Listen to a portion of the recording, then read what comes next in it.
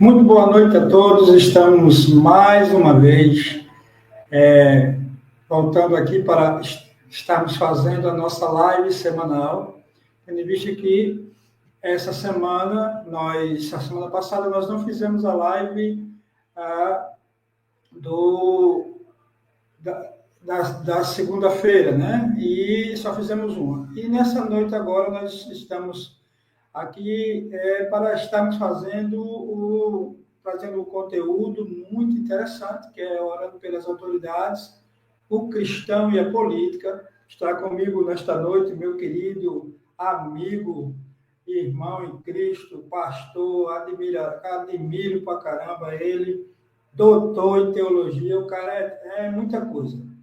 É Bruno César, já vou adicioná-lo aqui, e vamos então tratar desse assunto que para nós é um assunto muito importante, um assunto em que é um assunto atual e que há muita polêmica, muita polarização, muita controvérsia, mas nós precisamos abordar por ser um tema que está presente no nosso dia a dia. Então, nós estamos precisando, nesse momento, de tratar de assuntos que são assuntos relevantes para o cristianismo e, acima de tudo, são assuntos que precisamos abordar de uma forma coerente, de uma forma bíblica e, acima de tudo, com muita coragem, por conta dos dias que nós estamos vivendo. Né? Mas está aqui nosso querido amigo pastor reverendo Bruno, e na verdade ele dispensa a apresentação, mas nós precisamos apresentá-lo com certeza. A paz do Senhor, meu querido, como é que está aí, como é que estão os livros, escritor, acho que já escrevesse quantos livros já, meu irmão? Escrevi 39, André. 39. Então, pode ficar à vontade. Você está agora em João Pessoa, né? Passou um período em Recife, agora voltou para João Pessoa, está trabalhando sempre nas questões teológicas e do ensino teológico. E conta aí como é que está essa nova fase da sua vida. Bem, eu sou Bruno César, sou natural de João Pessoa e estava morando em Recife nos últimos 3 anos. Estou de volta há algumas semanas e é uma bênção poder estar de volta aqui. Eu estou me ouvindo aí, André, está com eco, não sei como é que funciona isso. Está com eco? Eu tiro agora o eco mesmo. Acho que há algum. Só um instante. E sou professor de teologia há 17 anos. Resolvido aí. Pronto. E trabalho em vários seminários, graças a Deus, alguns seminários em loco, né, presencial, e alguns seminários online. E sou escritor e sou pastor. E é isso. Sou casado. Amém. E é isso. Sou um cidadão brasileiro que quero falar sobre esse tema de hoje aqui. Tenho pensado muito nos últimos anos sobre esse assunto de política. E a igreja, né, principalmente a igreja brasileira, ela tem, digamos, um déficit muito grande em relação a esse assunto, porque durante muito tempo foi um tabu, né, para a igreja. Nunca se conversou acerca desse assunto com seriedade, e quando se conversa, geralmente tem a política partidária no meio. Então, para nós começarmos, nós vamos seguir aqui uma pauta bem interessante, que a primeira é o que é política. Né? Nós vamos tratar desse assunto, o que é política, para poder, a partir daí, a gente começar a desenvolver um raciocínio teológico, bíblico, e também um raciocínio, digamos assim, político-social, para a gente entender o que está acontecendo nos nossos dias. O que é a política, meu querido Bruno? Então, a política é a arte do possível, é a arte da negociação e tem relação profunda com a administração também. Então, a ideia de política é aquilo que surge da administração da cidade, da polis. Mas o termo hoje em dia significa muito mais que isso, né?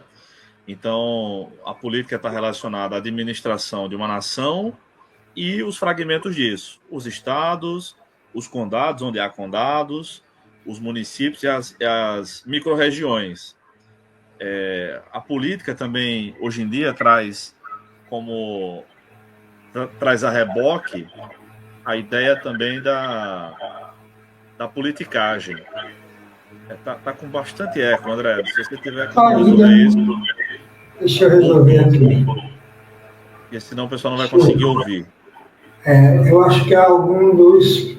Peraí que eu resolvo já. Não sei se o seu fone está muito alto aí para você, aí por isso reverbera, entendeu? Tô dando uma olhadinha aqui. Então, a política tem a ver com a administração dos povos.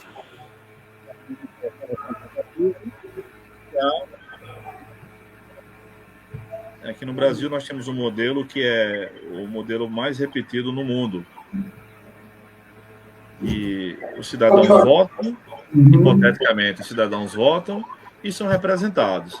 Mas aqui no Brasil nós temos uma série de complicações que o cidadão comum não consegue compreender. Tá muito embolado o áudio, André. Só um instante, deixa eu ver o que está acontecendo aqui. Tem um para mim que. Já vi aqui. Vamos resolver agora.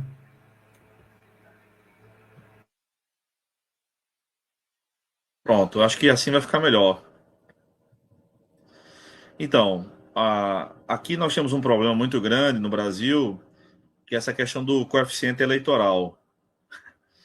Porque o cara, às vezes, é eleito sem ter mais votos. E aí, um cara como o Tiririca, por exemplo, que recebeu milhões de votos, levou com ele um monte de gente que não recebeu esses votos todos por causa desse cálculo, que é um negócio absurdo, é um negócio complicado demais. Até para explicar é muito complicado. Então, a gente sabe que na época da eleição, na época da votação, a gente diz, não, mas ele vai entrar pelos votos do outro. Isso é um absurdo. Isso é um absurdo. Porque você nunca vota em quem você quer. Você vota sempre em alguém a mais. Tá? Aí é muito complicado isso, muito complicado. E aí também as pessoas conseguem entrar em alguns cargos, né, como vereador, por exemplo, entrando por um partido pequeno, ela entra com poucos votos, com menos votos que com o outro. É uma espécie de cota. Então, isso aí, enquanto isso funcionar, enquanto isso existir, vai ser muito complicado. Tá? Mas política é isso. Justamente, ok, então vamos lá. Há uma síndrome, né, aqui no nosso país, de que quem se envolve com política, né, não é justificável biblicamente, não pode ser justificado biblicamente.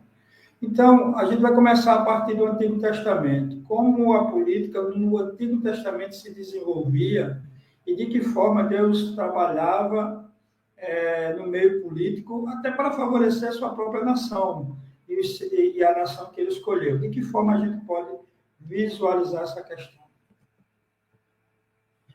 Bem, eu gostaria de começar com a autoridade para a política existir. De onde vem a autoridade para que um grupo de homens domine sobre a maioria, um grupo pequeno domine sobre a maioria? Então, isso é legitimado por Deus e a autoridade, a Constituição brasileira diz que toda autoridade emana do povo. Eu entendo, porque é assim que são estabelecidas as autoridades no Brasil. Mas, em última instância, toda autoridade vem de Deus. Deus, então, é quem concede a autoridade para a existência dos governos. E isso começa na Escritura em Gênesis capítulo 9. Deixa eu pegar a minha Bíblia, está aqui do ladinho. Gênesis capítulo 9, logo após o dilúvio, Noé estava repovoando a terra junto com seus filhos. E Deus deu uma ordem a Noé, Gênesis 9:6, que diz o seguinte: quem derramar sangue de homem, terá o seu sangue derramado pelo homem, porque Deus fez o homem à sua imagem. Então, aqui, logo após o dilúvio, Deus estabeleceu a pena capital, a pena de morte, para o assassinato. Tá? O assassino deveria ser morto pelo homem, ou seja, quem derramou o sangue do homem, quem mata o outro, né? Derramar o sangue significa matar, derramar tanto sangue a ponto de matar a vítima, terá pelo homem seu sangue derramado. Claro, não pode ser pela vítima, o cara está morto, então outros homens terão a incumbência de derramar o sangue do assassino. Tá? Inicialmente, isso é estabelecido. André caiu, eu acho que ele deve voltar logo, logo aí, tá, pessoal? Isso é estabelecido por Deus apenas para o crime de assassinato. Mas depois isso tem alguns desdobramentos. Tá, André? Ok. Tô lá, tô seguindo aqui. Tô seguindo. É Pode melhor ir, pode desligar ir. o microfone para não dar esse eco todo aí. Tá? E aí Deus estabeleceu a pena capital e com isso nós dizemos na teologia que Deus instituiu aqui o governo humano, porque em Gênesis 9 é a primeira vez em que essa organização surge para que homens tenham uma espécie de autoridade sobre os outros de maneira mais primitiva possível, mas muito parecida com a ideia de política moderna e contemporânea que nós temos. Então, em Gênesis 9:6, Deus estabelece o governo humano. Tá? E a razão disso, da punição ser severa para o assassino, é a razão que o próprio versículo diz. Por que ele deve ser morto? Porque derramou o sangue do homem que foi criado à imagem de Deus. Então, Deus fez o homem à sua imagem e, por isso, ninguém tem autorização para matar um ser humano, a não ser para executar o assassino. E o assassinato não é um crime, não é quando alguém mata outro sem querer. Né? Hoje em dia até tem os termos culposo e doloso para diferenciar. Né? O culposo é quando o cara mata sem intenção, ele tem culpa, mas não tem o dolo. E o doloso é quando há a culpa mesmo, né? O cara planeja e por aí vai. Mas naquela época não tinha isso. É isso. Então a política surge aí, no Antigo Testamento, Gênesis 9. E a gente vê, né, Bruno, também, você falou do início da política no Antigo Testamento, e nós vemos muitos personagens, principalmente personagens que são profetas, que são escolhidos por Deus, sacerdotes, que ocuparam cargos, né, de grande relevância em reinos, e que, através desses cargos, eles ajudaram o povo a até mesmo passar por grandes provações, como Daniel, né, como o próprio Neemias. Né? E aí, como é que a gente... Veja o paradoxo, né? Porque a gente vê o rei da Babilônia invade Israel, arrebenta com o povo de Israel e escolhe, dentre eles, os exilados, um para presidir na sua corte. Como será que ficava a cabeça de Daniel, né? E a gente vê como é que a gente consegue visualizar esse trabalho de Deus ao longo da história, colocando essas peças em seus devidos ambientes de trabalho, exercendo cargos políticos. Então, André, eu vejo assim que muitas pessoas estão hoje em dia muito inflamadas pela questão política e até usam termos errados para dizer eu sou contra essa polarização. Eu sou favorável à polarização. Eu sou contra o ódio que esse povo provoca. Entendeu? Porque a polarização é o desdobramento de um monopólio. Então, mono é um em grego, né? Monografia, o cara escreve sobre um assunto e a gente usa muito os números na questão dos esportes, os números gregos, né? Um time ganha 2 campeonatos, ele é bicampeão. Bi é 2 em grego. E aí vai tri, tetra, penta, e são os números em grego, até deca, né? Que é 10.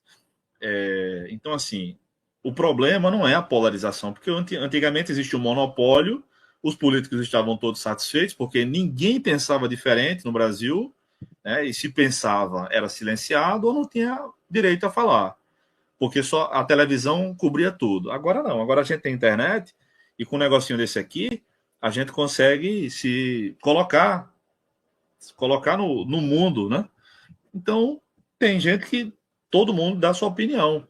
E não precisa o cara ser um especialista para dar opinião. Ele é um cidadão pagador de impostos e ele tem direito a ter sua opinião. Eu sou favorável à liberdade. Aliás, eu gosto muito de John Locke, pelo menos na questão do lema de John Locke: vida, liberdade e propriedade. Eu acho que tudo surge daí. Porque, primeiro, o ser humano tem direito à vida dado por Deus. Ninguém pode tolher. E a vida é mais preciosa do que tudo. Porque sem vida não tem nada. Não tem educação, não tem saúde, não tem nada. Depois, liberdade. Porque entra a liberdade de escolha, eu faço o que eu quiser com o meu dinheiro, eu moro onde eu quiser, eu planto o que eu quiser, eu como o que eu quiser, não vai ser o governo que vai dizer o que eu vou comer, onde eu vou estudar, que curso eu vou fazer, que profissão eu vou trabalhar. Isso aí é socialismo. Então, liberdade para escolher o que eu quiser, inclusive liberdade religiosa. Eu defendo a liberdade religiosa, como nós cristãos defendemos isso, né, André? Liberdade religiosa. Nós cultuamos a Jesus Cristo, Deus em trindade, e o cara escolhe o Deus que ele quer cultuar. Nós pregamos, olha, o único Deus verdadeiro é o Deus da Bíblia. Agora, se o cara quer adorar os santos católicos, os demônios, é problema dele, mas eu prezo pela liberdade religiosa, tá? E depois o direito à propriedade. Então, vida, liberdade e propriedade. Porque se, por exemplo, no Brasil, nós não temos a propriedade privada definitiva. Nós não temos, né? Eu não sei quantos atentaram para isso já. A gente já tentou para isso há muito tempo, né, André? A gente, não é de hoje que a gente conversa sobre isso, né? Mas, por exemplo, o IPTU, o IPTU é um imposto que você paga ao governo para que o seu imóvel continue sendo seu. Isso é um absurdo. Então não é seu, é alugado. Todo ano a gente paga um aluguel ao governo daquilo que é nosso. O governo não faz nada. E o IPVA, do mesmo jeito. A gente paga ao governo para ter o direito de andar com o carro que é nosso. E se a gente não pagar ao governo o aluguel a ele toma o carro, a moto e assim por diante. Então isso é um absurdo. Isso é um absurdo grandíssimo. Por quê? Porque a nossa legislação, o nosso sistema governamental está muito distante, André, daquilo que é o padrão das escrituras. Tá? Então, eu vejo esse tripé que ficou famoso por John Locke na escritura: vida, liberdade e propriedade. Eu vou mandar fazer uma camisa com isso, inclusive. Eu já fiz até a arte. Vida, é sério, eu estou brincando, não. Vida, liberdade e propriedade. Tá? Então, assim, é por isso, é por aí que começa, né? Mas você tem razão. Com certeza. Eu acho que não está mais reverberando o áudio, não. Testa aí para ver. Solta o teu também. Vamos testar, testando. Tá tranquilo Tá? agora, né? Não, tá Pronto. Eu bom. baixei aqui, deixei o mínimo possível, aí está dando certo. Pronto, então, eu acredito, eu concordo plenamente com tudo que você falou. Você sabe que a gente trabalha com tributos e uma das perguntas que os meus clientes mais me fazem é: como é que eu faço para ter um funcionário? Hoje mesmo eu respondi essa pergunta. E ele me disse, e eu disse, tudo bem, você pode contratar um funcionário, mas hoje um funcionário, para o senhor, não vai valer só o salário mínimo, ele vai valer o salário mínimo mais os encargos, que chega a quase 70%, ou ultrapassa o salário mínimo, que ele paga para o governo, dependendo dos benefícios e dependendo do tanto de trabalho que o funcionário tem, né? Eu concordo plenamente. Acho que nós não temos nada, tudo é alugado, tudo Sim. está na mão do governo, que é infelizmente, uma pena, né? Uma tragédia. Mais na frente nós vamos falar sobre isso. E que não muda muito, né, Bruno? Do que era antes, né? Na época de Daniel, né? E também existia a tributação excessiva em cima, né? Existia Sim. até para regular para o povo, alguns direitos que o povo não tinha, não podia ter, porque era o controle em cima de uma forma demasiada, e isso veio desde o Antigo Testamento, veio se proliferando, e quando Cristo chegou, a ideia não era diferente, continuava do mesmo jeito, eram os romanos em cima, e por isso que nós vemos, na época do Novo Testamento, tanta esperança dos discípulos por um governo terreno, né? E eles não entendiam esse governo espiritual de Cristo, por conta dessa pressão, dessa carga tributária, desses impostos em demasia.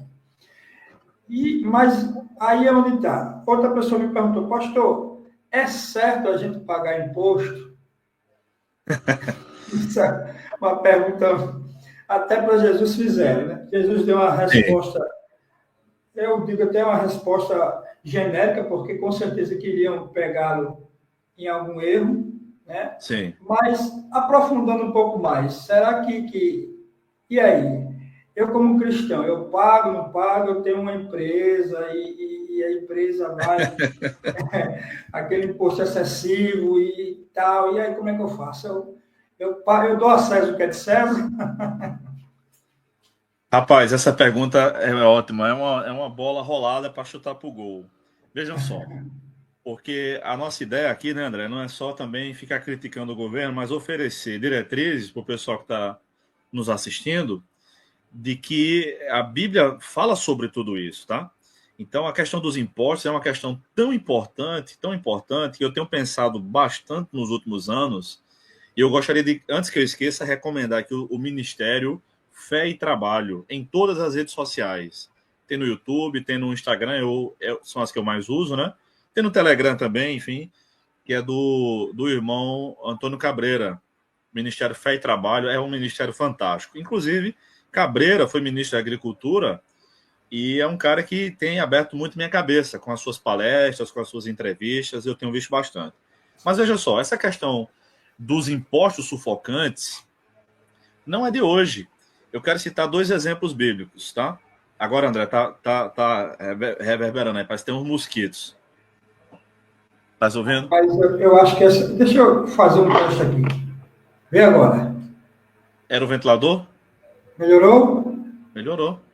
Pronto. Foi a caixa de retorno que eu botei aqui. Ela não está muito boa hoje, não.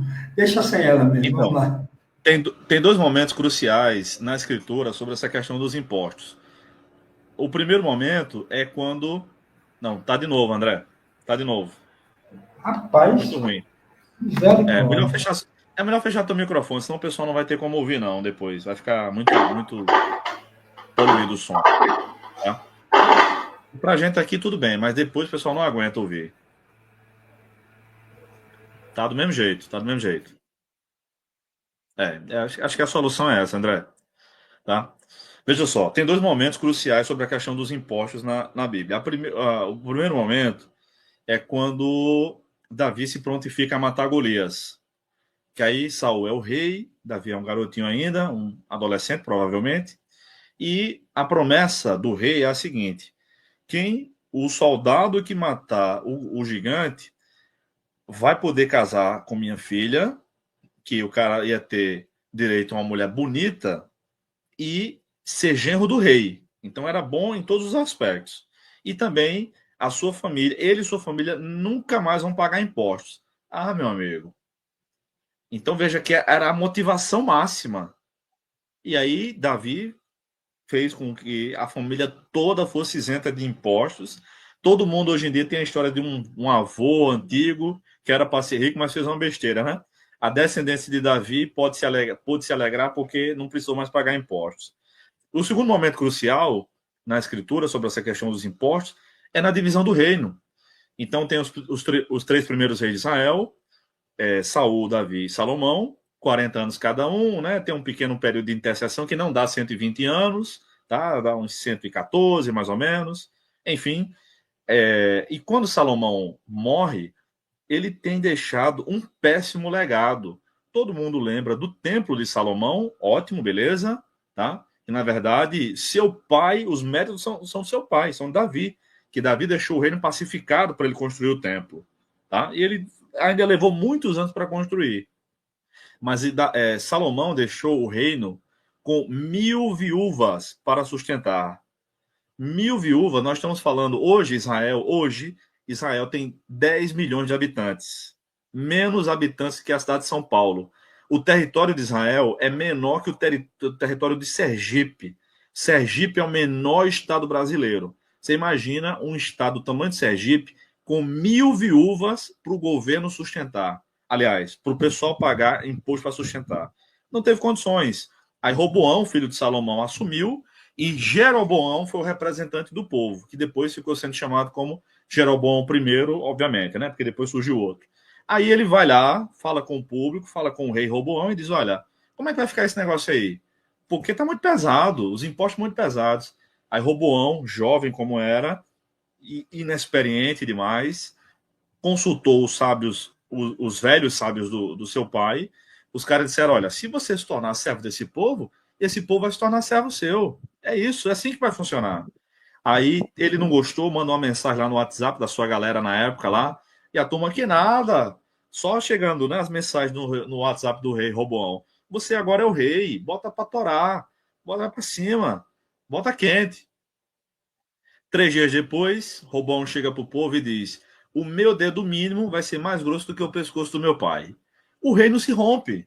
Então, ninguém lembra que a divisão do reino de Israel se deu por conta de impostos pesados.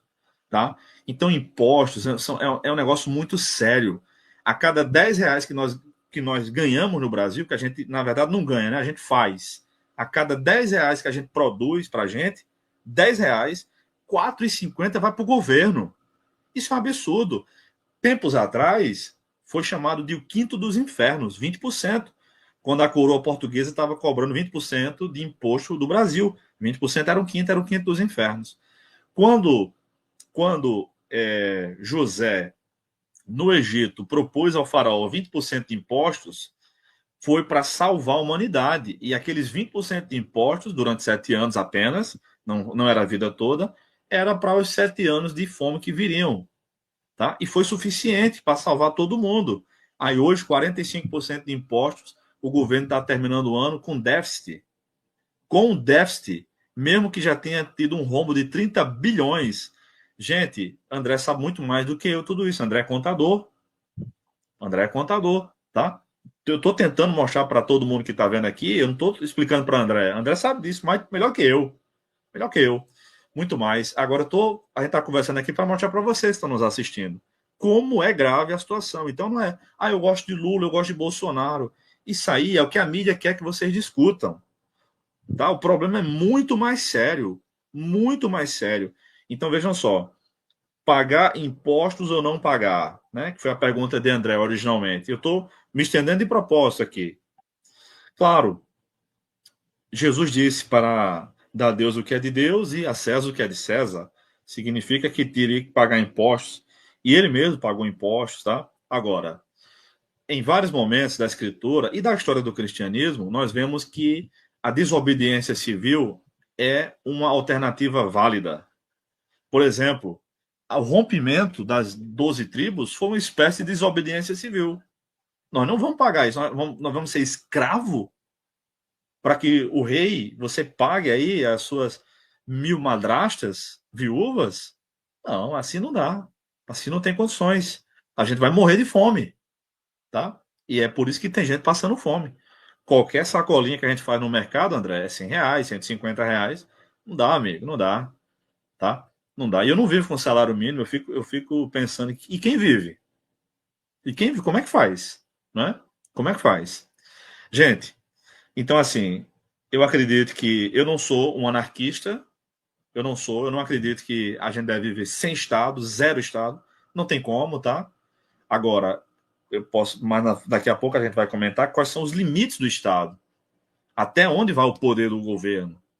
Até onde vai, tá? Porque não é ilimitado. Quem tem poder ilimitado e autoridade ilimitada é Deus. Mas ele não explora ninguém, ele não escraviza ninguém. Pelo contrário, tá? Então, o governo que assumiu esse papel de Deus para muitas pessoas, isso está incrustado, André, na cabeça do brasileiro. E nas minhas próximas falas eu vou mostrar como está incrustado e como é prejudicial, tá? Então, concluindo a questão, eu digo o seguinte: tem que pagar os impostos. Agora, o governo tem algumas brechas da lei. Tem algumas brechas. Tá? Se a gente faz uma benfeitoria para uma ONG, outro se doa para aqui, para ali, para uma CIP, né? Que é melhor que uma ONG, aí você está isento do imposto de renda, de uma série de coisas. Eu recomendo a todos que procurem esses meios. Não é sonegação, são meios legais. Então procurem um bom contador, procurem André, falem com ele vai conduzir essa situação, tá? Ou se não tem acesso a André, procurem outros, tá? É isso que eu recomendo, André. É isso que eu recomendo. Nós fazemos, eu gosto sempre de fazer o seguinte, quando eu estou, quando alguém me faz essa pergunta, não monte nada, não abra nada sem fazer uma consultoria tributária. O grande problema no nosso país é que muitas pessoas começam a empresa, e claro, a gente sabe, pela necessidade e tudo, começam a empresa muito despreparado, também tem essa questão. As pessoas não se preparam para gerir a empresa. Né? E aí o que acontece? Quando você não se prepara para gerir algo, geralmente você vai aprender com os erros, aprender com os solavancos que vai tomando. O ideal é, quando se abre a empresa, fazer uma análise econômica do local, o nicho de trabalho que você vai fornecer para aquela comunidade, de que forma você vai fornecer, e fazer uma consultoria tributária, porque nós temos diversos tipos de formas de tributação.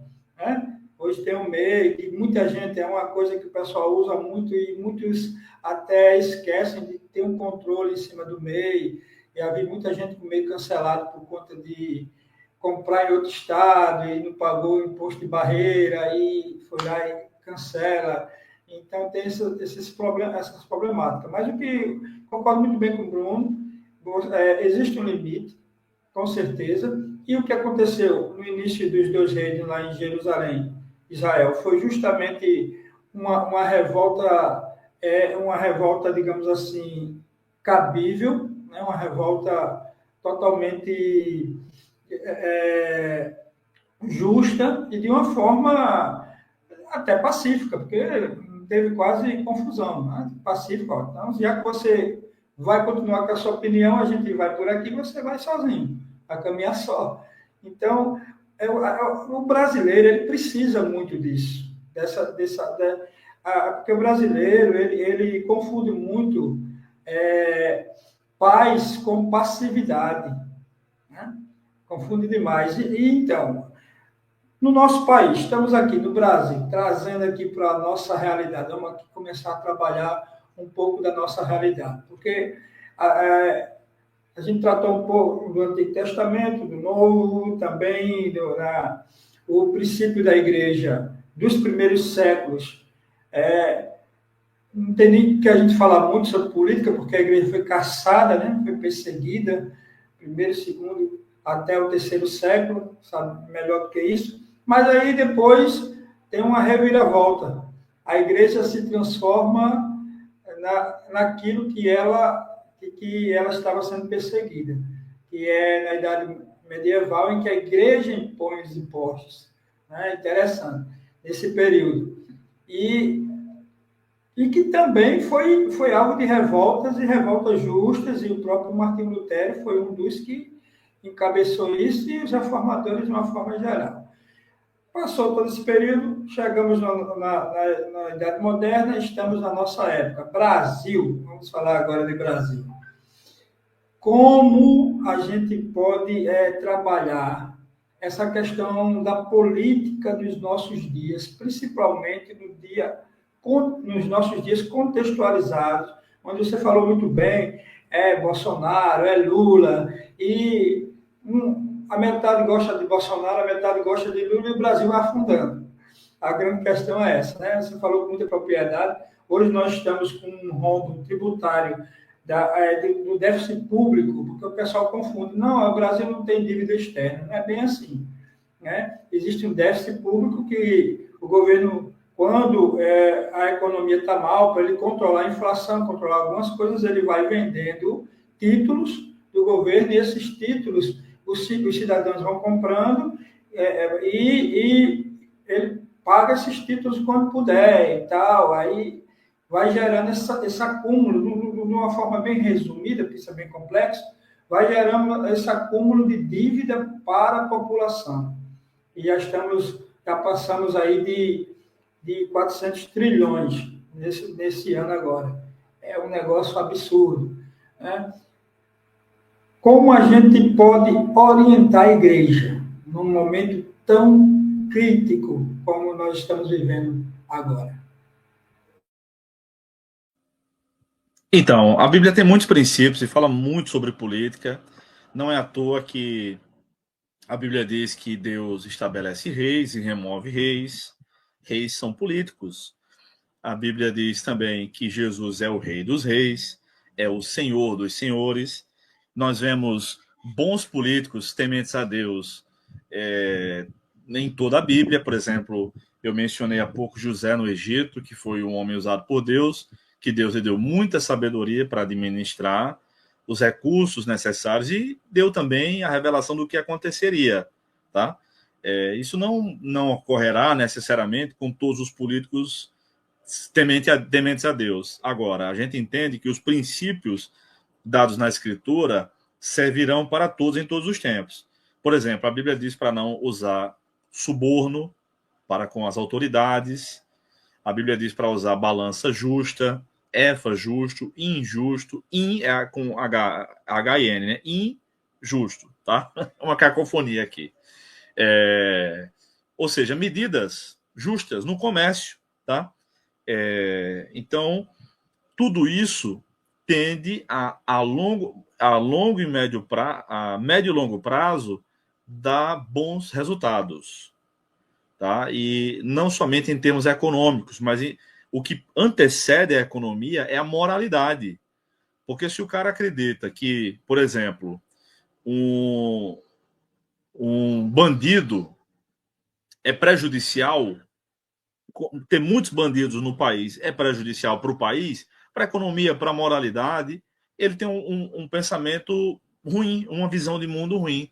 Agora, se ele acha que o cara que vende drogas é vítima do usuário de drogas, que tem autorização legal, embora injusta, para usar, para ter a questão a medida do porte, aí a visão de mundo desse cara é um lixo. É o caso. A gente está sendo gerido por um cara que tem uma visão de mundo assim, que é uma porcaria. Aliás, hoje é aniversário do presidente, né? 80 anos, se não estiver enganado.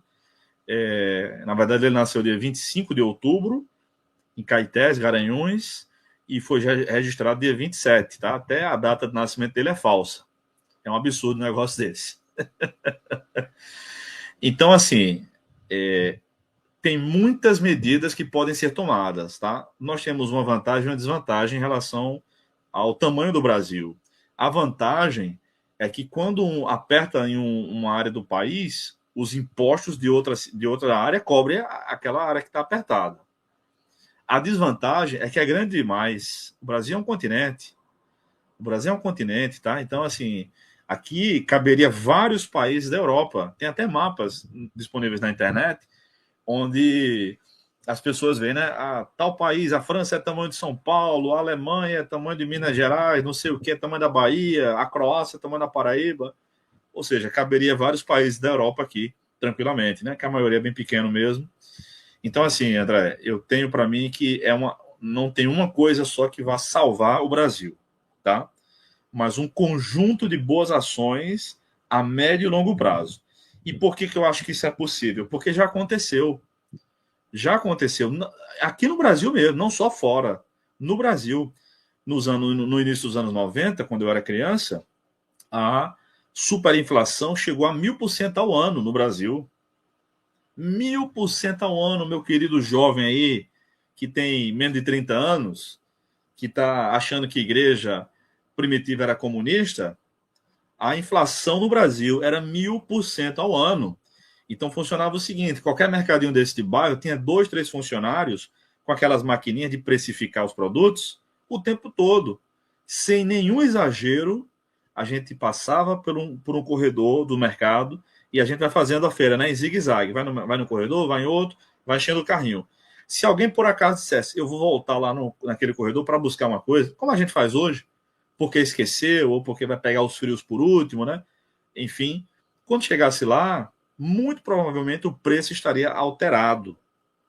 Então, o leite era tabelado, a carne era tabelada, era o governo que dizia o preço que você ia comprar, pagar na carne que você ia comprar, tá? Houve uma época até que fiquei sem leite quando eu era pequenininho por causa desse negócio aí. Aí minha família teve que comprar leite longe, enfim. Outra coisa, só para relembrar a turma aí, André, mais nova aqui, não sabe disso, porque isso não passa mais no Jornal Nacional, né? O Brasil só tinha 40 modelos de automóveis, somente. Então, toda criança sabia, eram 10 modelos da Ford, 10 da Fiat, 10 da Chevrolet, 10 da Volkswagen. O brasileiro não podia ter outro carro. Carro importado, só tinha uma condição para carro importado no Brasil. Era um carro comprado por algum estrangeiro, por exemplo, algum diplomata, algum embaixador, né, que as embaixadas ficam todas em Brasília. Depois de 2 anos, esse cara poderia vender o carro para um brasileiro. Então, às vezes, o cara já fazia a compra motivado. Daqui a 2 anos, vou vender para o meu amigo que é brasileiro, que é empresário, que ele, mesmo tendo direito, não pode comprar, porque o governo não deixava. Isso aí é até vida, mas nem a liberdade, nem a propriedade, né? Voltando a John Locke aqui. Então, assim, isso tudo se resolveu. O governo Collor foi péssimo em muitas questões, mas Collor fez uma coisa boa. Ele abriu o comércio, ele abriu o mercado. Então, a partir de Collor, isso, em 1992 ele saiu, mas isso ficou aberto. E aí o presidente Itamar Franco tomou boas medidas. Por exemplo, a carne do Brasil era uma carne importada. Os agricultores, o pessoal do agro, aí da questão da carne, os pecuaristas, não podiam vender. A Polícia Federal ia no pasto e pegava. Tá? Então era um absurdo. 30 anos depois, menos de 30 anos depois, o Brasil atualmente é um dos maiores exportadores de alimento do mundo, inclusive a carne. O Brasil é o maior exportador de carne do mundo, 30 anos depois. Então, à frente do boi, a gente vende para os judeus e a parte de trás a gente vende para os muçulmanos, para vocês terem ideia, por causa da dieta kosher dos judeus e a outra dieta halal dos muçulmanos, e o boi todo a gente vende para o mundo quase todo. Tá? Então, o Brasil é o maior exportador de carne hoje no mundo. O Brasil só não é autossuficiente em termos de agricultura em relação ao trigo. O trigo ainda não é suficiente, o trigo produzido no Brasil. O trigo está em tudo, está no biscoitinho, está no pão, está no salgado, está em quase um monte de produtos no Brasil, né? E no mundo. Agora, o resto a gente é autossuficiente em termos alimentares. Então, veja, isso coloca, André, o Brasil num patamar altíssimo em relação ao mundo, eu estou falando aqui de geopolítica motivado pela agricultura brasileira. Isso em 30 anos mudou. Por exemplo, ninguém quer fazer guerra com o Brasil. Por que não quer? É porque gosta demais do futebol brasileiro? É porque o brasileiro é simpático demais? Pelo amor de Deus, gente, isso não existe. Isso não existe. Ninguém quer fazer guerra com o Brasil porque o Brasil alimenta o mundo e ninguém quer passar fome. Então, 20% do alimento do mundo é produzido no Brasil. Entendeu? Então, a cada 5 pratos de comida do mundo, um saiu do Brasil. Um saiu do Brasil. Não é sem razão que esse pessoal da esquerda, porque tem o pessoal da liderança, André, e eles sabem o que estão fazendo. E tem os outros que são chamados de idiotas úteis, que não sabem o que está fazendo, não sabe o que está fazendo, não sabe o que está falando, não sabe o que está defendendo, não sabe de nada. Não sabe de nada. Que história não se ensina pelo que ouve com H, mas o que se ouve sem o H, pelo que se escuta. E é isso que esse povo faz. Eles não ensinam história com base no que houve, mas do que aconteceu, mas com base no que eles escutam, né? Aí, o que acontece? O que acontece? O Brasil é um país abençoadíssimo. Não tem terremotos no Brasil. Não tem tufão no Brasil. Tem enchente em uma cidade ou outra porque é mal administrada. Não tem para onde a água correr. Mas o Brasil é abençoado, não tem terremoto. Tem agricultura, e isso tudo muda o jogo, tá? Então, eu acredito, André, na força do trabalho. Você sabe, né, tecnicamente, talvez nem todos que estejam nos vendo aqui saibam, mas o que faz o país enriquecer não é a distribuição de riqueza. Se eu tenho 2 camisas, dou uma para você, você fica melhor, você fica mais arrumado, fica bonito, fica feliz, e vice-versa, se você me dá uma camisa também. Agora, o Brasil não cresce se eu te dou uma camisa, mas ele cresce se eu produzir uma camisa e você produzir outra. É o produto interno bruto. É isso que faz o Brasil, e não só o Brasil, qualquer lugar do mundo, enriquecer. Pra gente, só para finalizar minha fala, o PIB do Brasil é 2 trilhões de dólares. 2 trilhões de dólares. Dos Estados Unidos é 39 trilhões. O poder de compra do americano é muito maior. 2 trilhões são só 2 empresas dos Estados Unidos. A Microsoft e outra empresa dessa de tecnologia, que eu não lembro agora, juntando a 2 trilhões, 2 empresas dos Estados Unidos dá o PIB do país inteiro. Porque um país que valoriza um cara que aposentou sem trabalhar e fez desse cara um presidente, não pode ir para frente. Não vai para frente um país que não valoriza os estudos, cheguei aqui sem estudar, e o trabalho, não vai. Tá? Então, todos esses princípios que eu estou falando, de boas negociações com outras nações, está na Bíblia. Salomão construiu o templo como? Comprando o material de outros países, cedro do Líbano, ouro de Ofir, e assim por diante, comércio exterior. Tudo está na Bíblia. O melhor livro de todos é a Bíblia. O melhor. Agora, tem alguns outros livros que no final eu quero recomendar, que são boas explicações desses princípios bíblicos aplicados à nossa época, tá? Então, eu estou dando aqui um panorama pequeníssimo, mas tentando oferecer alguma luz para o pessoal que está nos assistindo aqui. Isso mesmo. Você falou da questão dos anos 90, né? E eu vivi muito bem os anos 90, porque nos anos 90 eu vivi a minha adolescência e início da minha juventude, praticamente. E a gente realmente, no início, 90, 91, 92, até 94, o Brasil ainda tinha uma hiperinflação muito grande. Tanto que o emprego que era mais popular na época era de remarcador de preço. Pessoal, tinha muita gente remarcando preço que a gente estava comprando aqui, tinha 2, 3 remarcando ali, era uma loucura, eu lembro disso. E que hoje em dia, como você mesmo falou, realmente também o negócio não está tão fácil. Houveram algumas mudanças muito significativas, o próprio Plano Real foi uma mudança muito significativa. A gente sabe que um fica querendo adotar, né, ser pai da criança, mas, de fato, isso aí a gente entende que cada um quer ter um ganho político em cima disso aí, mas a gente sabe muito bem que não foi uma construção de uma pessoa, foi uma construção de pessoas que pensam, né? Que pensaram aquilo ali. E tocou num ponto muito interessante, Bruno, que é a meritocracia, né? Em todos os sentidos. Né? Tanto academicamente falando, como financeiramente falando. Eu também concordo plenamente. Acho que você tem que crescer por mérito, não por se aproveitar.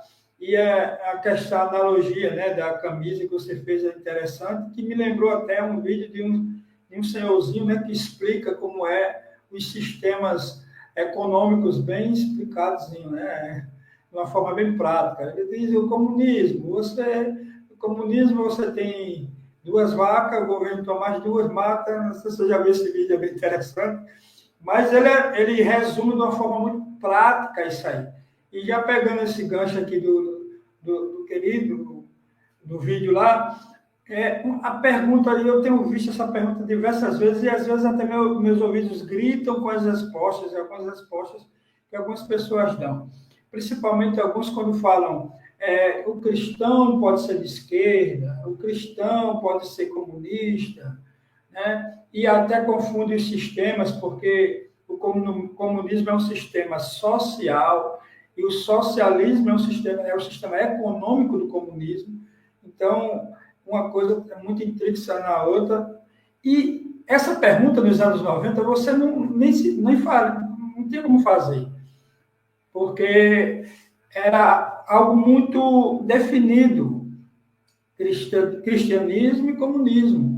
Mas hoje em dia, com essa nova vertente da social, né, social comunista, né, que eles deram uma nova roupagem, isso aí. Então, tem muito essa pergunta: o cristão pode ter um viés de esquerda? O cristão ter um viés marxista, comunista, stalinista? Essa é a pergunta que a gente vai trabalhar agora. Então, eu tenho muitos amigos dos dois espectros políticos. Tenho amigos que odeiam política, alguns parentes que não aguentam mais me ouvir falar de política. Também eu tenho amigos de todos os espectros aí, tá? Também valeu muito para minha experiência de vida o fato de meu pai ter sido diretor de sindicato, tá? Por mais ou menos 2 anos, meu pai trabalhou no sindicato. Eu não sei se ele foi diretor esses 2 anos, tá? Mas ele chegou uma das direções lá de um sindicato da saúde em Campina Grande. Inclusive, agora que ele já não está mais entre nós, eu posso falar, né? Que, inclusive, tentaram matar meu pai num Arapuca, que não foi todo mundo, mas foi a presidência do sindicato, tá? E ele não morreu porque estava armado. Ele andava armado naquela época. Muita gente andava armada. Eu estou falando, gente, de 1996, tá? 1995, para ser bem exato, tá? Bem, então vamos lá. Eu acho, André, que a questão é mais complexa do que se pensa, sabe? Porque assim, eu vejo que eu sou professor, né? Sou pastor também, então eu lido com muita gente, eu gosto muito do que eu faço. Então, assim, eu lido com gente de todas as idades, de todas as tradições cristãs. Tenho alunos ultrapentecostais que dão glória a Deus durante a aula, tá? E não vejo nenhum problema com isso. E tenho alunos cessacionistas, aqueles que acreditam que os dons não são mais para hoje, e tenho amizade com todos eles. Com todos, graças a Deus. Graças a Deus. Agora, veja só, eu acho o seguinte, André, pelo que eu tenho visto, o ideal é que nenhum cristão fizesse uma defesa ou associação ou desse seu voto para nenhum político de esquerda. Eu penso que esse seria o ideal. Essa é a minha opinião sincera, que não é segredo para ninguém. Todo mundo que me conhece, me segue no Instagram, por exemplo, sabe das minhas opiniões, pelo menos das opiniões que eu tenho vontade de externar, né? E a política é um desses assuntos, tá? Agora, André, eu acho o seguinte, que tem muita gente que olha para a direita e vê pessoas malucas, tá? E altamente hipócritas, tá? Por exemplo, tem um deputado aqui na região, eu nem sei se ele é deputado ainda, mas aqui na região de João Pessoa, que o cara se dizia de direita, apoiava Bolsonaro, foi eleito por causa de Bolsonaro e agora jura de amor para Lula, né? E tem um histórico de agressão doméstica, bate na mulher, não sei se ainda bate, tá? Mas batia pelo menos. E aí, esses não são os princípios da direita, entendeu? Outro caso famoso também, para tentar explicar minha posição aqui, é o daquela professora de português, Cíntia Chagas. Ficou famosa como professora de português, me parece bem competente como professora, e aí assumiu um personagem, está no direito dela, ganhar o dinheiro dela como um personagem. Eu mesmo já achei muito chato e muito abusado, parei de seguir ela até um tempão, com aquelas frescuras dela, do que é chique, o que não é chique. Rapaz, eu gosto de pastel de feira com caldo de cana lá em Oitizeiro. Então, para mim, isso é besteira, isso é frescura, tá? Eu não gosto. Agora, não vejo problema do cara gostar, entendeu? Mas, pronto, ela também, recentemente, tem vazado uns áudios dela, não quero dar uma fofoqueira aqui, mas um monte de mentira, ela fazendo calúnias contra o ex-marido, já é o segundo que ela faz isso e tal. Ou seja, uma pessoa uma cobra criada. Tá? Aí o pessoal associa muito também a direita a uma igreja. Gente, direita é uma posição política. O cara que é de direita, ele não ele é favorável à liberdade, inclusive de religião. Agora, ele pode ter a religião dele e não ser um cristão. É uma questão, não é uma questão religiosa isso em si. É uma questão política, tá? Aí eu entendo que, para quem não conhece bem a política, e durante muitos anos eu não conhecia, não estudava, não lia nada a respeito, pode achar que é bom o governo ter muito Bolsa Família, mas é claro que nós sabemos que isso é uma ignorância econômica, porque o sucesso de um governo se faz na quantidade de empregos que ele gera, André, não é isso? E não de serviço só, não de assistencialismo, porque o governo não tem dinheiro para dar para ninguém. Se o governo dá 10 camisas, vamos usar ainda o exemplo da camisa, tá? 10 camisas para pessoas que estão sem camisa, ele tirou de quem essas 10 camisas? Tirou da gente que está produzindo as camisas, tá?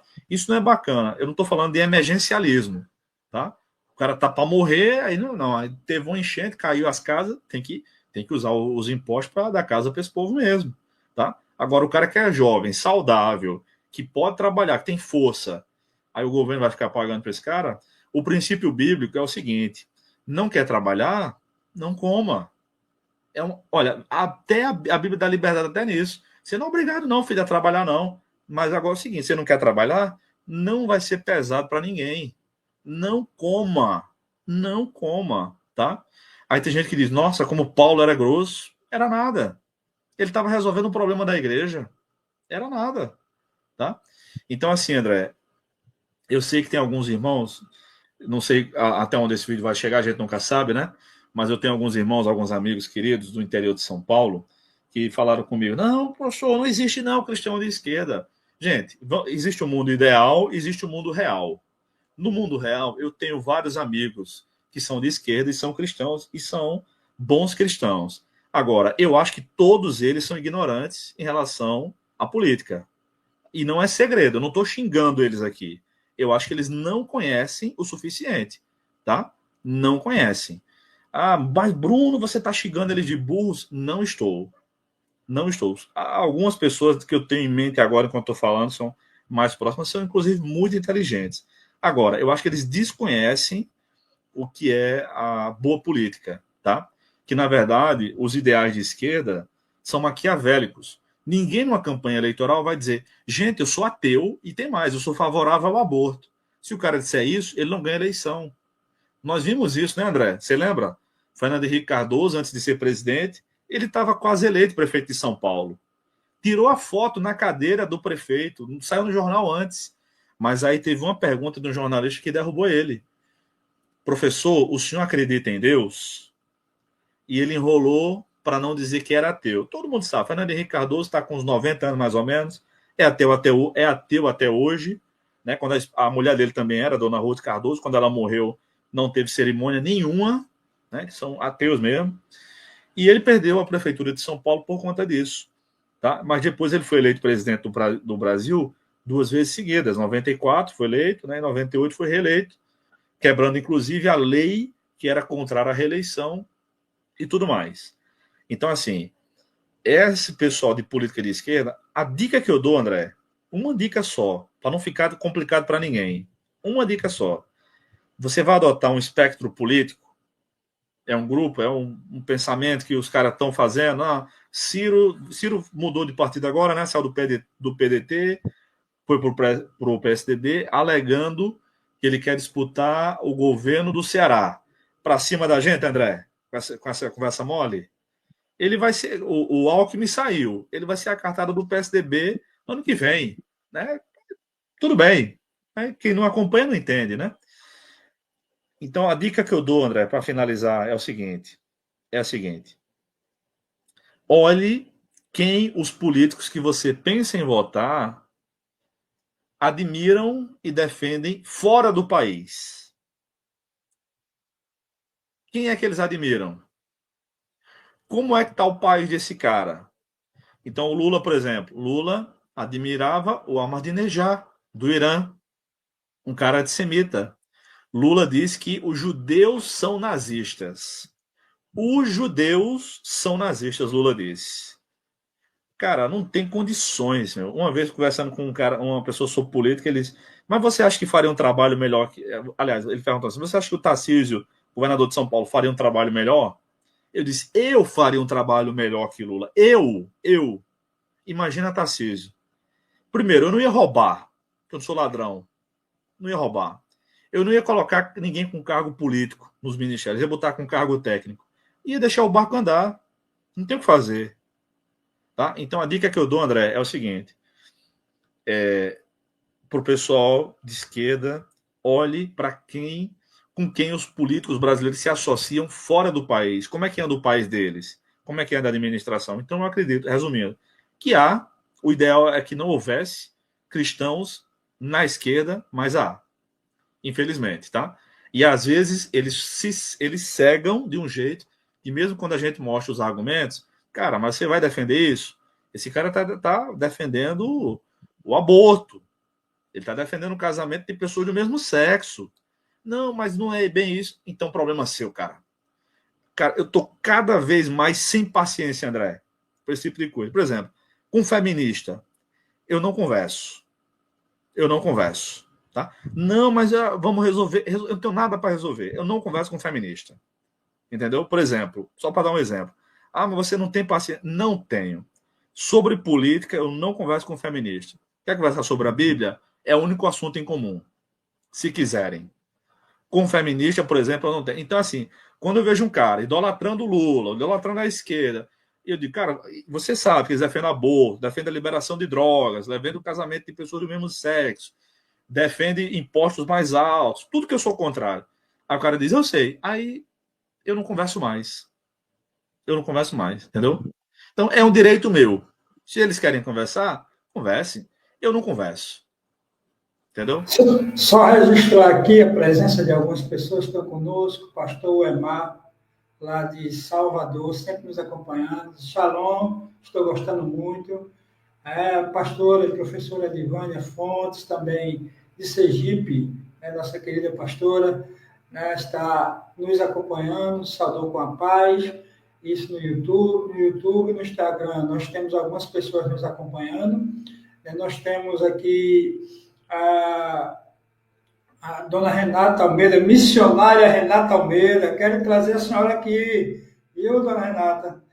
Quero trazer aqui para a gente tratar justamente desse assunto aí, que ela colocou uma coisa bem interessante. Não dá para conversar mesmo com o feminismo. E ele colocou, não dá para conversar com esquerdistas. Ela é bem ativa na política, é empresária, empreendedora. Eu quero articulando aí com ela para ver se a gente consegue fazer uma live boa com esses temas aí que ela domina muito bem. É o pastor Souza, lá de João Pessoa, né? Sonho Meu está conosco. Sonho Meu. Isso, também registrou aqui. Debate muito bom, relevante. Com certeza, nós precisamos abrir a mente para a nossa cidadania. Não podemos estar com a mente fechada em relação a isso aí. E eu concordo, Bruno, plenamente. Existe um mundo ideal e existe um mundo real. Né? E no mundo ideal, o bom seria que nenhum cristão pudesse se envolver com princípios e conceitos que vão contra até a nossa própria doutrina, os nossos valores e os nossos costumes como cristão. Mas tem um mundo ideal, e nesse mundo ideal ainda tem a questão política partidária e a política do apadrinhamento, né, o que eu vejo muito. Né? Principalmente eu fui tesoureiro aí, você sabe bem, lá do PL, lá de Santa Rita. Espero nunca mais cair numa dessa. Não foi uma experiência muito boa. Eu prefiro não desenvolver mais esse tipo de trabalho. Mas o que eu via muito era justamente essa questão do apadrinhamento político. Então, tem aquele que é apadrinhado do deputado tal, que é apadrinhado de fulano de tal, e você colocou muito bem, são essas correntes que vão se entrelaçando, vão se misturando, e de repente fica uma mistura enorme no mundo ideal, real, que não tem como a gente fazer essa separação, se bem que ela deve ainda ser feita e ser batida de uma forma muito forte. E tem pessoas mesmo que não dá para a gente conversar, né? Porque quando você traz a realidade, você traz fatos, a pessoa vem com narrativas, com factóides e vem confundindo tudo. Estamos aí já 1h05, para a gente encerrar, né, a questão, tem uma última pergunta que nós podemos até trabalhar, que eu até deixei por último mesmo, que é o seguinte: como conciliar 1 Timóteo capítulo 2, eu botei com os perseguidores para não usar outra palavra mais pesada, né, que é o governo que estamos vivendo agora, mas eu vou usar, né? Como a Bíblia diz, orai pelas autoridades constituídas, lá em 2 Timóteo capítulo 2. Que tipo de oração nós vamos fazer, meu irmão, para Deus estar conduzindo esse período da política do nosso país que estamos vivendo?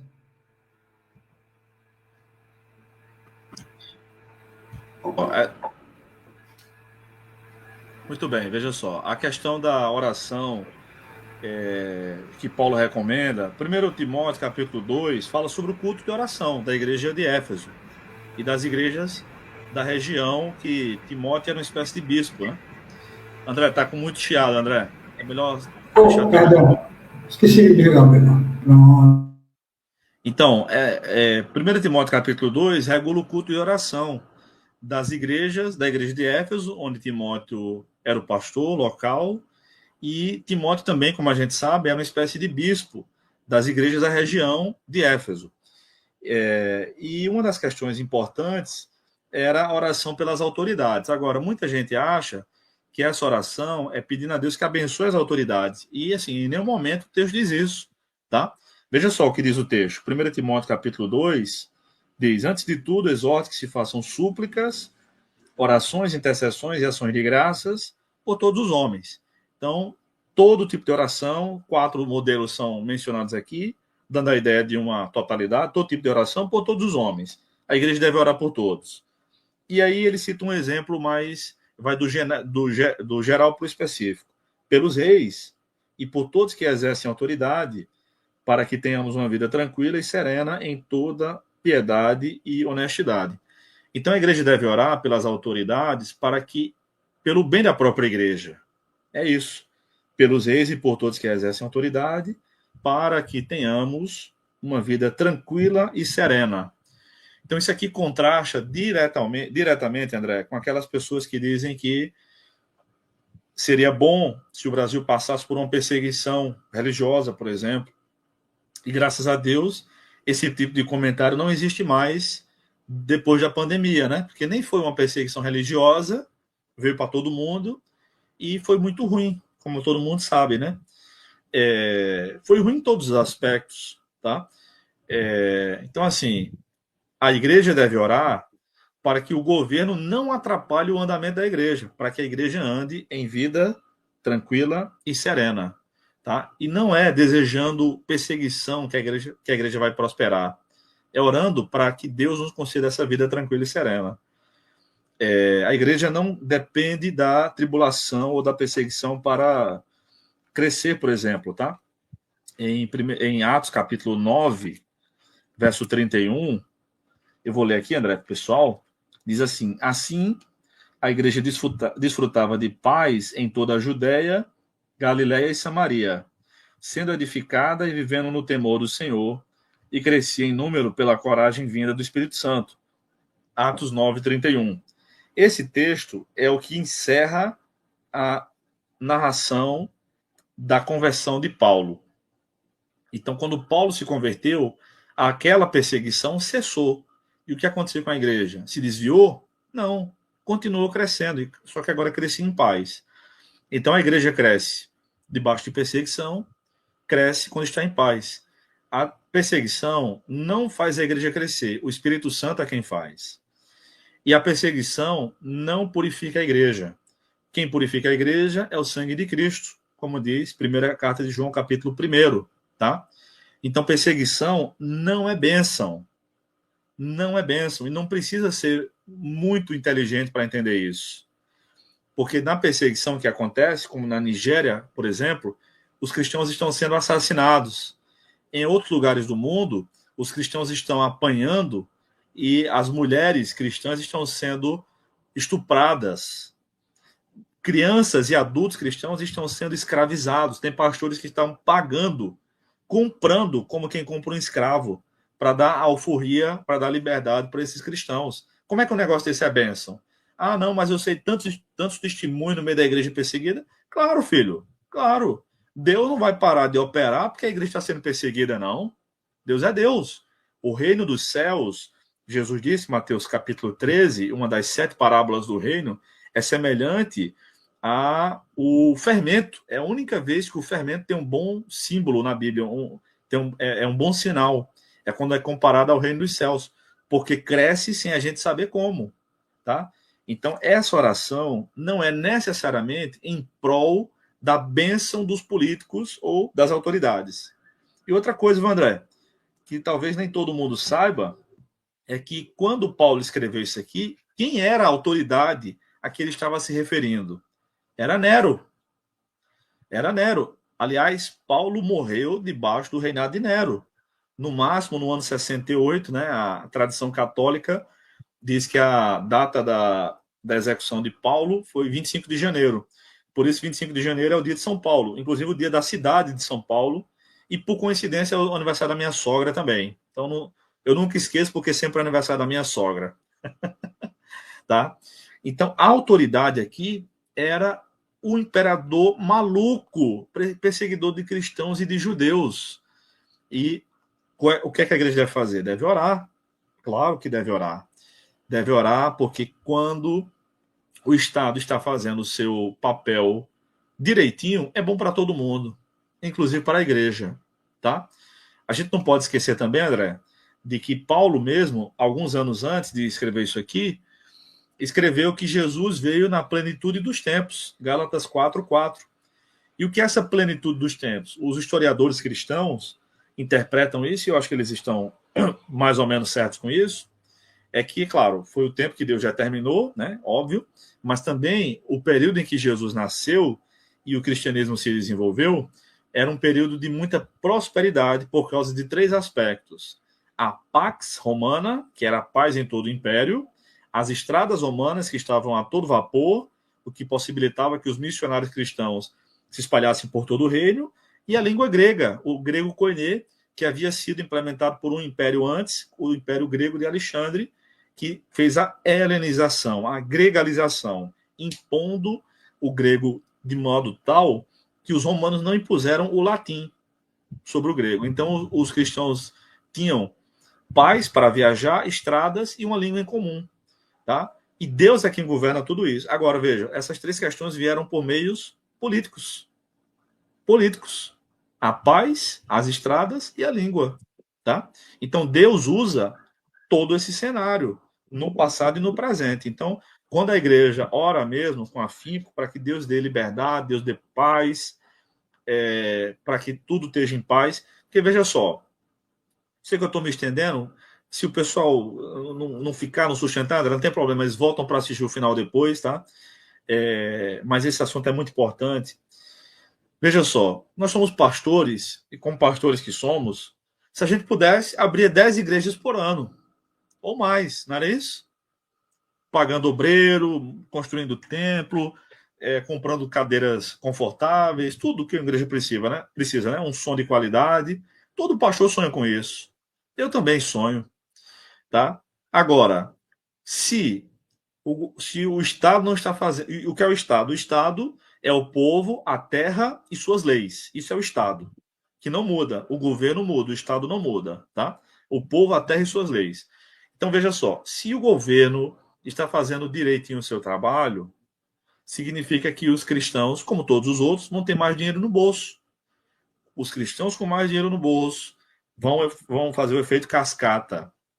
E o efeito cascata vai resultar em dízimos e ofertas, e aquelas igrejas que têm bons pastores vão abrir mais igrejas. Tá? vão abrir mais igrejas. Então, isso começa quando? No culto de oração. Vamos orar para que as autoridades estejam com a cabeça em ordem, que Deus não permita que elas façam maluquices, para que tudo esteja bem. E é isso, tá? É isso. A igreja vai poder fazer mais assistência social e por aí vai, né, gente? E o efeito cascata aqui, como todo mundo já sabe. É assim que eu interpreto, André. Muito bem, concordo plenamente.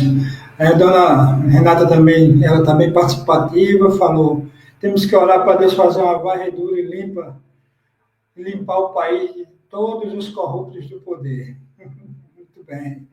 Meu povo perece por falta de conhecimento. A oração tem que ser, ela tem um efeito prático, tem que ter um efeito prático na vida da comunidade. E, com certeza, abordou um fato muito interessante que foi justamente a hegemonia, né, do Império Romano e a forma como ele se desenrolou ao longo do tempo. Eu acredito sim que o cristão ele deve ser efetivo como cidadão na política, na boa política, né, para contribuir de uma forma positiva para o crescimento do país, como também no empreendedorismo. Acho que a gente deve trabalhar muito nisso aí. Você falou muito bem, o governo ele não gera nada, na verdade, quem gera são os cidadãos, né? E ele tem que dar oportunidade para o cidadão gerar, crescer, diminuir imposto, aumentar, dar cada vez mais incentivo para os professores trazerem uma boa educação. Uma coisa que está sendo muito discutida na nossa época é justamente a disciplina de economia familiar, né, que não existe nem no ensino médio, nem fundamental, né? E como também a educação financeira, a empreendedorismo, gestão de pessoas, tudo isso é muito importante, porque para as pessoas entenderem que, como você falou, o assistencialismo ele é algo danoso para a sociedade. E a gente precisa tocar nesses pontos, porque se alguém precisa de assistência, essa pessoa não está produzindo. Então, vai tirar de quem está produzindo para dar assistência para uma pessoa que não está produzindo. Então, é necessário que a gente abra a mente em relação a esses aspectos. Já estamos indo para o final. Conversamos aqui com o querido pastor Bruno César, o doutor Bruno César. Trabalhamos juntos lá em Tibiri. Um amigo pessoal, gosto demais dele, sabe disso. E, com certeza, vamos trabalhar outros temas. Sexta-feira teremos uma nova live. Nós estaremos, já vou deixar ele dar as considerações finais, mas deixa eu só divulgar a nossa agenda aqui. Sexta-feira teremos mais uma live às 21 horas com a psicopedagoga Iere Farias. Ela vai tratar de transtornos, transtornos no aspecto na sociedade cristã. Temos muito, né? Agora tem tanto transtorno que tem mais transtorno do que gente hoje em dia. E nós precisamos aprender como a igreja consegue lidar, e precisa lidar com tudo isso, com toda essa gama de informação nova que está chegando. Né? Então, abro aqui e deixo aqui com a palavra do pastor Bruno para ele trazer as considerações finais e divulgar os livros. Ele tem um novo livro que, por sinal, já deixo o meu reservado aí, que eu vou comprar, que é justamente um pouco, né, que você precisa entender para ser arminiano. Esse aí eu quero demais. E divulga aí os novos livros, meu querido. Pode ficar à vontade. Então, quero agradecer o pessoal que está acompanhando até agora, tá? Está vendo ao vivo, sobretudo. Um abraço para todos vocês. Obrigado pelas interações. Peço que orem por mim, pela minha família, para que a gente esteja em paz e prospere também. E eu gostaria de pedir a todos vocês que também me seguissem na internet. É muito fácil de me encontrar no Instagram. É @BrunoTeólogo. @BrunoTeólogo. Vai ser muito fácil. Lá eu falo muito, falo quase todos os dias.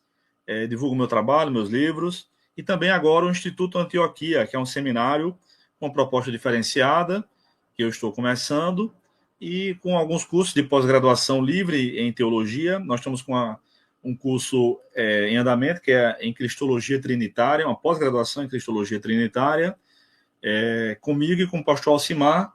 Todo mundo que é nazareno aí conhece o pastor Alcimar, né? E você que não conhece ainda, me siga lá que você vai conhecer, tá? Para encerrar o assunto, eu gostaria de dizer o seguinte, que eu entendo, à luz da Escritura, que só há 3 funções que o governo deveria fazer, tá? À luz da Escritura, resumindo tudo que eu disse. Tudo que eu disse está baseado nisso. Promover a prática do bem, refrear a prática do mal e proteger as fronteiras. Então, é claro, há desdobramentos disso, mas tudo gira em torno disso. E ano que vem, se Deus quiser, vou publicar um livro sobre isso. Já tem alguma coisa escrita, mas eu falei bastante, eu não tenho... esses dias, semana passada, André, eu terminei de escrever meu 40º livro. Graças a Deus. Aí não vai ser publicado agora, provavelmente no início do ano, mas eu disse, caramba, eu tenho tanto livro de teologia e nenhum sobre política. Eu vou fazer, então, agora isso aí, tá? Mas, no momento, eu tenho esses livros aqui. O mínimo que você precisa saber sobre teologia arminiana. O pastor Vinícius Couto escreveu sobre a história. Eu escrevi sobre a teologia arminiana. Teologia sistemática é o carro-chefe, é minha teologia sistemática. Veja, é grande, são 658 páginas, que são as 10 doutrinas principais da teologia sistemática, uma perspectiva arminiana nazarena. Você que não tem uma teologia sistemática arminiana, compre essa daqui, tá? Esse aqui, Pregando as Escrituras, é o meu livro preferido, o que eu mais gosto, digamos assim. Eu acho que foi o melhor, foi mais bem escrito mesmo, tá? E esse aqui, Os Dons Não Cessaram, é também um campeão de vendas, porque aqui eu procurei refutar o cessacionismo. Eu gravei uma série de vídeos hoje à tarde, estou divulgando no Instagram, hoje até sexta-feira, sobre isso. Tá? E tem outros livros aqui também, enxergando o Antigo Testamento, no Novo Testamento. É um estudo bíblico sobre isso, aprofundado. E são esses os principais. Se você que tem interesse, me procure aí. Se você tem o contato de André, ele pode passar o meu WhatsApp. Se não, pelo Instagram eu resolvo também, @Bruno Teólogo. Quero agradecer a todo mundo, a Deus, acima de tudo. E a você, querido pastor André, meu amigo. Sou muito grato a Deus pela sua vida. Espero que Deus te abençoe. Até mais. Até mais, meu querido. Muito obrigado. Está aí feito a propaganda dos livros e compre, é muito bom. O curso também está muito bom. O pós que ele está fazendo, o Instituto Antioquia, o pastor Alcimar também é doutor em teologia, uma sumidade. São gente muito boa, né? Graças a Deus, estamos chegando ao fim de mais uma live nossa, com mais um tema relevante para a comunidade cristã. Estaremos de volta sexta-feira com mais um assunto. Estamos planejando mais algum outro assunto. Eu não abri para pergunta, mas se alguém tiver alguma pergunta, tiver nos assistindo e tiver alguma pergunta, pode fazer a pergunta que depois a gente pode estar respondendo numa outra ocasião, e até mesmo eu posso estar mandando para o pastor Bruno e ele está respondendo de uma forma até em vídeo também, ok? Peço só um instantinho que você também siga o nosso canal, Teologia Prática. Estamos aí com esse trabalho. É um trabalho para trazer temas teológicos que abrange todo a cosmovisão do homem, né? É um canal arminiano, nazareno, nós somos arminianos, isso aí a gente não abre mão, é a nossa tradição. E também nos siga no Instagram, né, André Teólogo, estamos aí trabalhando isso aí, e vamos divulgar sempre, cada vez mais, a obra do Senhor como ela deve ser feita. Muito obrigado a todos, tenham uma boa noite, fiquem na paz do Senhor. Tchau.